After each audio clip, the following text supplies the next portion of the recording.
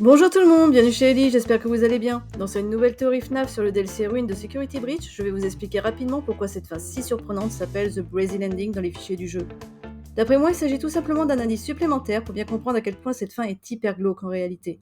Un indice qui renvoie tout simplement à la fin de Brazil, un film d'anticipation britannico-américain cultissime, complètement barré et réalisé par l'un des anciens Monty Python, qui avait d'ailleurs déjà co-réalisé Monty Python Sacré Graal, qui est lui aussi bien entendu un film culte complètement barré. Bref, si vous ne connaissez pas Brésil, malheureusement, je vais devoir vous spoiler sa fin et un certain nombre d'autres éléments. Désolé pour ça, mais je vais vraiment vous dire le minimum syndical pour que vous compreniez bien le lien entre ce film et le DLC Ruin. En résumé, à la fin du film, Sam, le héros de l'histoire, est attaché sur une chaise de torture au fin fond d'un bâtiment du gouvernement. Mais avec l'aide de ses amis, il arrive à s'échapper de la ville et à rejoindre un joli coin de nature. On a donc droit à un véritable happy end. À première vue en tout cas, parce qu'on se rend rapidement compte qu'en réalité, on s'est fait arnaquer. Sam n'est pas du tout dehors, il en pouvait juste tellement plus qu'il s'est échappé dans son petit monde imaginaire bien à lui. Tout ce qu'on nous a montré était une illusion. En vérité, Sam est toujours prisonnier du gouvernement, solidement attaché sur sa chaise de torture, mais comme il est devenu complètement fou, il s'en rend même pas compte. Il croit vraiment être dehors en train de faire la fête avec ses amis sur un air de musique bien entraînant, qui vous reste bien dans la tête pendant des jours après avoir vu le film d'ailleurs. Donc dans la fin de Brésil, on a droit à un faux happy end avec Sam qui pense faire la fête avec ses amis à l'extérieur, et dans cette fin du DLC, on a aussi droit à un faux happy end à l'extérieur avec Cassie, qui à première vue est en train de faire la fête avec ses amis après s'être échappé du Pizzaplex, à en croire les glaces, la musique et les ballons qui flottent dans les airs. Mais en réalité, Cassie ne s'est pas échappée. Tout comme Sam est toujours prisonnier du gouvernement, Cassie est toujours prise au piège elle aussi. Comme Sam, tout ce qu'elle voit est faux. Et tout comme Sam, elle n'a pas réellement été sauvée par ses amis, car comme je l'ai déjà souligné dans ma première vidéo, ce n'est pas notre Grégory qui lui parle. Déjà, il lui sort mot pour mot la réplique du mimique quand Grégory était soi-disant en train de se cacher de Roxy, et en plus Cassie se met à paniquer quand il lui parle, ce qui n'a aucun sens s'il s'agissait vraiment de son ami. I'm okay. I found a spot to hide.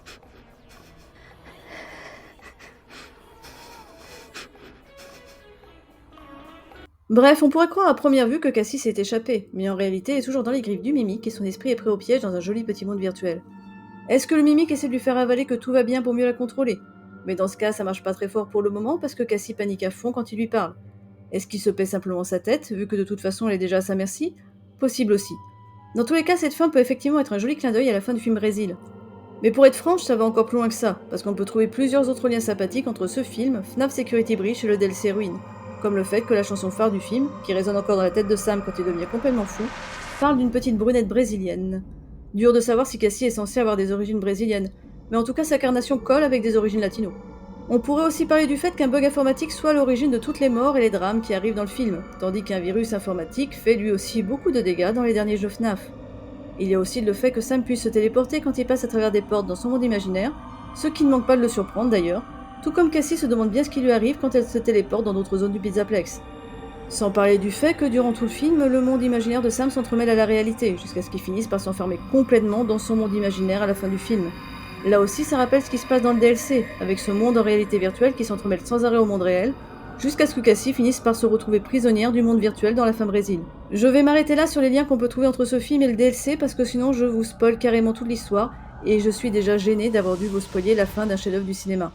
J'ajouterai seulement une chose au sujet de la torture, parce que pour moi, tout comme Sam, Cassie s'est effectivement faite torturer psychologiquement durant le DLC. Oui, on l'a fait venir ici pour délivrer le mimique, mais pas seulement pour ça, il y avait un autre but derrière. Toutes les horreurs qu'on lui a fait voir à travers le masque, et tout ce qu'elle était obligée de faire, comme désactiver de ses mains sa Roxane adorée, c'était pas là pour la déco. Et tout comme Sam a fini par devenir fou sur la torture à la fin de Brésil, l'esprit de Cassie finit lui aussi par basculer complètement de l'autre côté après tout ce qu'elle a subi. Le coup de la torture psychologique, honnêtement, j'avais trouvé bien avant de savoir que cette fin s'appelait Brazil Ending. Mais depuis que je suis enfin au courant, ça m'a conforté dans l'idée qu'effectivement, Cassie s'est enquillée une bonne séance de torture psychologique. On en reparlera en détail dans mon dossier en 2 parties sur Cassie.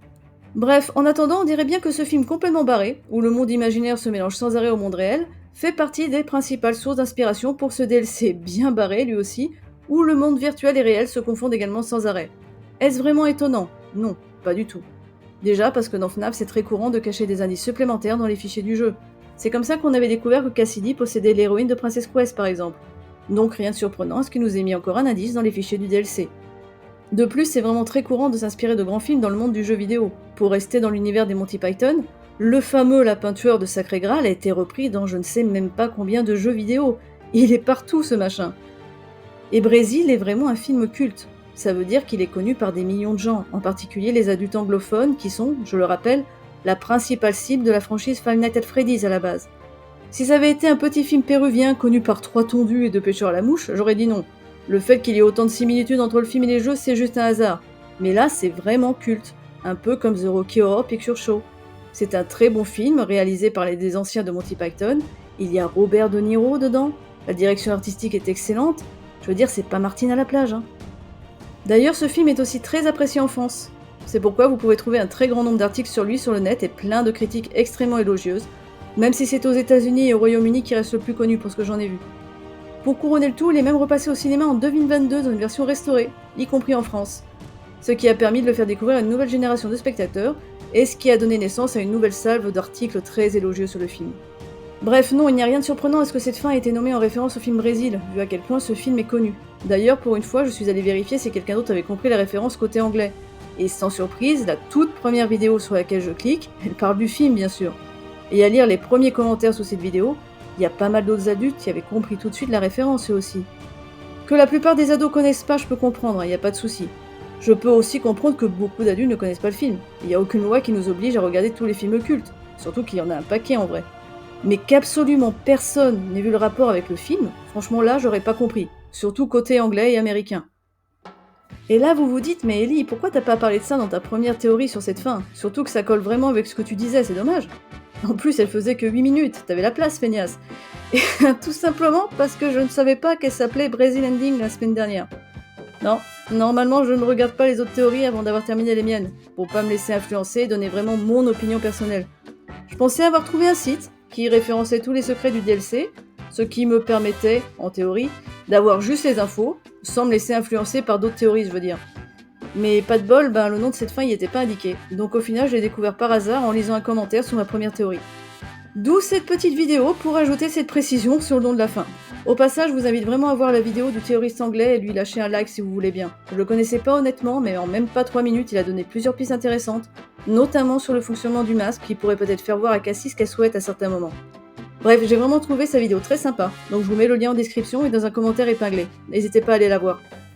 De mon côté, par contre, je suis toujours d'avis que dans cette fin, Cassie ne trouve pas la mort. Pour moi, elle a simplement paniqué, mis le masque une fois de trop et elle s'est faite posséder. Comme Vanny avant elle en fait. Parce que son esprit était bien affaibli après tout ce qu'elle avait vécu durant le DLC. C'est pour ça que je trouve qu'elle a du potentiel pour être la fin canon du DLC en vrai, même si j'ai aussi un faible pour la fin ascenseur. Maintenant reste à savoir exactement comment Cassie finit par être contrôlée, parce que vous avez été plusieurs à me faire remarquer que LP avait les yeux oranges par moment, comme le mimique. Donc en fait on se retrouve exactement dans le même cas de figure qu'avec Burnt Trap dans le monde réel avec les yeux violets, Glitch Trap dans le monde virtuel avec les yeux violets. Même si techniquement Glitch Trap a pas tout le temps les yeux qui brillent en violet, il brille surtout quand il veut posséder Vanessa dans Hellpointed. Mimic dans le monde réel avec les yeux oranges, LP dans le monde virtuel avec les yeux oranges, même si là encore ses yeux brillent pas toujours en permanence, ça arrive plutôt quand LP raconte des gros cracks à Cassie, qu'il est concentré ou qu'il est simplement énervé, allez savoir. Bref, dans tous les cas, ça nous donne deux duos, l'un avec les yeux violets, l'autre avec les yeux oranges. Toute la question est de savoir si Burnt Trap et le Mimic ne font qu'un depuis le début, et dans ce cas on peut se demander pourquoi les yeux ne brillent pas de la même couleur entre Security Breach et le DLC. Ou si Burnt Trap et le Mimic sont deux entités complètement différentes, mais dans ce cas le Mimic parvient lui aussi à se projeter dans le monde virtuel et à s'infiltrer dans l'esprit des gens, exactement comme Burnt Trap le faisait en passant par Glitch Trap. Honnêtement, je suis encore en pleine réflexion dessus, j'en parlerai mieux dans une autre vidéo parce qu'on peut trouver des arguments pour et contre pour les deux versions. Mais quoi qu'il en soit, qu'on ait affaire au même Glitch Trap que dans Hellpointed, ou éventuellement une version modifiée du virus, contrôlée cette fois-ci par le Mimic, ce qui pourrait peut-être expliquer la couleur orange des yeux d'Elpi par moment, au lieu de la couleur violette qu'on aurait pu attendre, pour moi, ce satané virus est bel et bien présent dans le masque de Vanny que Cassie passe son temps enfilé sur sa tête. C'est pour ça que tout ce qu'on voit dans le masque a cette si jolie couleur violette, et qu'on se retrouve avec ces glitches à la fois vert et violet dans cette fin par exemple, qui sont si caractéristiques de Glitch Trap. C'est grâce à ce virus si spécial que le Mimic parvient à se synchroniser avec l'esprit de Cassie dès le début du DLC, au point que la petite puce est capable de voir LP, et un tas d'autres choses bien bizarres même quand elle enlève son masque. Et c'est surtout comme ça que le Mimic parvient à vraiment prendre possession de l'esprit de Cassie, grâce à ce maudit virus, comme pour Vanny. Mais bien sûr, ça ne reste que mon opinion. En attendant l'arrivée de mes grosses vidéos sur la vraie place de Vanny dans Ruin et sur Cassie, je vous invite à voir la première partie de ma théorie sur cette fin si vous ne l'avez pas encore vue, à regarder aussi celle du théoriste dont je vous ai parlé, et à voir également celle des autres théoristes FNAF bien sûr pour découvrir différents points de vue.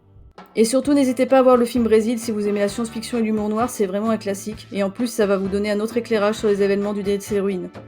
Côté ambiance, c'est un peu comme Blade Runner ou 1984 si vous connaissez, mais avec une grosse dose d'humour et de délire en plus. Vous me direz ce que vous en pensez si vous le voyez s'il vous plaît.